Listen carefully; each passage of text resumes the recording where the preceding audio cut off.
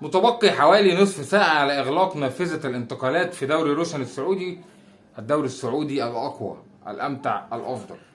رغم انضمام كتيبة نجوم كبار للدوري السعودي، في البداية كان رونالدو، ثم تبعه كتيبة النجوم نيمار، بنزيما، كانتي، فابيانيو، والقائمة تطول بروزوفيتش، سافيتش، متروفيتش. أسامي كبيرة جدا انضمت للدوري السعودي، ولكن في مجموعة من النجوم العالميين رفضوا مغريات المملكة العربية السعودية، رفضوا مغريات صندوق الاستثمار السعودي، وقرروا الاستمرار في أوروبا، وقرروا عدم الذهاب إلى الدوري السعودي. تعالوا نتعرف على أبرز النجوم اللي رفضوا الانضمام لدوري روشن السعودي.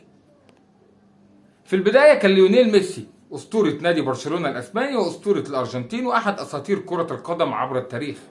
ميسي رفض عرض بقيمة 400 مليون دولار من أجل الانضمام لنادي الهلال السعودي في الموسم، عرض قوي جدا، ولكن ميسي قرر الذهاب إلى نادي انتر ميامي الأمريكي ورفض عرض السعودية. كان ممكن ميسي بانضمامه للمملكة العربية السعودية أو للدوري السعودي يبقى في مواجهة قوية جدا، والصراع الأزلي بين ميسي ورونالدو يستمر. كان رونالدو في النصر وميسي في الهلال، كان هيبقى حوار كبير ومحط أنظار العالم كله، ولكن ميسي قرر الذهاب إلى أمريكا.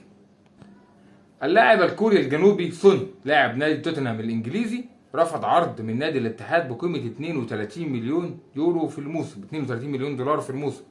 سون كان هيروح الاتحاد، ولكن سون رفض وقرر الاستمرار في نادي توتنهام الإنجليزي. اللاعب موسى ديابي رفض عرض من أجل الانضمام لنادي النصر السعودي مقابل 50 مليون دولار في الموسم، وقرر الانضمام لنادي استون فيلا الانجليزي. اللاعب كان فيه تقارير ربطته بالنصر بشكل كبير، وكان فيه مفاوضات قويه، ولكن اللاعب قرر الاستمرار في اوروبا، في اوروبا، وقعد في نادي استون فيلا، او انتقل لنادي استون فيلا الانجليزي. النجم الكرواتي لوكا مودريتش رفض عرض من نادي الهلال بقيمه 200 مليون دولار في الموسم، واللاعب قرر التجديد لمده موسم مع نادي ريال مدريد واستمر في اوروبا. مودريتش كان قريب جدا من نادي الهلال، وتقارير ايضا ربطته بالهلال بشكل كبير، وكان في تقارير كده من بعيد عن انضمامه لنادي النصر، ولكن في النهايه مودريتش قرر تجديد تعاقده مع ريال مدريد. كيليان امبابي كان عنده مشكله مع باريس سان جيرمان، مش عايز يجدد، عايز يروح ريال مدريد، هيمشي هيقعد، ولكن في النهايه قرر الاستمرار في باريس. في الوسط كده، في وسط الاحداث، نادي الهلال السعودي عرض 330 مليون دولار لمده موسم واحد من اجل التعاقد مع كيليان امبابي، ونادي باريس كان مرحب بالعرض بشده وبشكل كبير جدا، ولكن في النهايه كيليان امبابي قرر الاستمرار في اوروبا، وقرر انه يكمل في نادي باريس سان جيرمان. روميلو لوكاكو، نجم بلجيكا، مهاجم هداف، مهاجم رائع، رفض ايضا عرض من نادي الهلال وقرر الاستمرار في اوروبا. كان في كلام على عودته الانتر، هيستمر في تشيلسي، ولكن في النهايه طلع اعاره لنادي روما. والشيء بالشيء يذكر طالما بنتكلم على روما، جوزيه مورينيو المدير الفني البرتغالي لنادي روما رفض ايضا عرض كبير جدا لتدريب نادي الاهلي السعودي في مطلع بدايه هذا الموسم، وقرر الاستمرار في نادي روما الايطالي.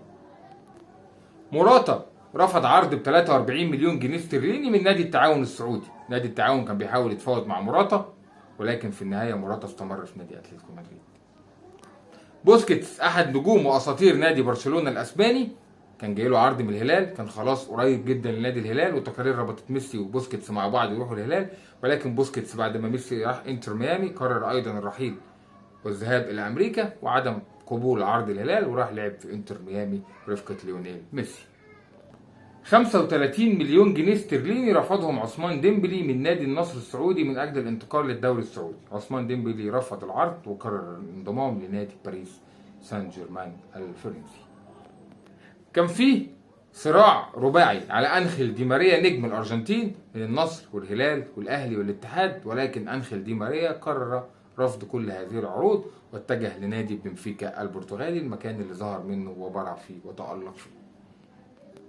جوندوجان، أحد نجوم نادي مانشستر سيتي الإنجليزي، عروض قوية خصوصا من نادي الاتحاد السعودي ومبلغ كبير جدا، ولكن في النهاية قرر الانضمام لنادي اللي كان بيحلم ينضم ليه، نادي برشلونة، وعرض مش كبير جدا، يمكن مش مكمل 9 مليون يورو في الموسم او 9 مليون دولار في الموسم.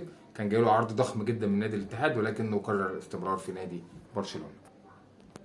هوجو لوريس، حارس مرمى توتنهام الانجليزي، كان جاي له عرض قوي جدا من النادي الاهلي السعودي، ولكن عيلة لوريس هو كان موافق، لكن عيلته رفضت العرض رغم انه كان عرض ضخم من النادي الاهلي، وقال العائله اهم من اي شيء، ولم يذهب للنادي الاهلي. النادي الاهلي بعد كده فكر في التعاقد مع مندي، وبالفعل تعاقد مع مندي بديلا لهوجو لوريس.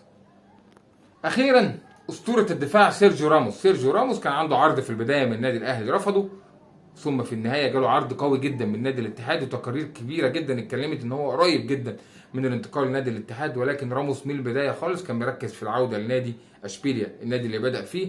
راموس راح تعاقده مع اشبيليا بمليون دولار، مبلغ او اقل كمان من مليون دولار. كان جاله عرض يمكن 15% ضعف هذا الرقم من نادي الاتحاد، ولكن راموس قرر البقاء في اوروبا والعوده الى بيته مره اخرى، نادي اشبيليا الاسباني. ده ما يقللش حاجه من الدوري السعودي، بالعكس في اساطير ونجوم كبار موجوده في دوري روشن. ولكن في التقرير ده حابين نقول لكم مين اللعيبه اللي ما انضمتش للدوري السعودي في هذا الموسم. شكرا لكم.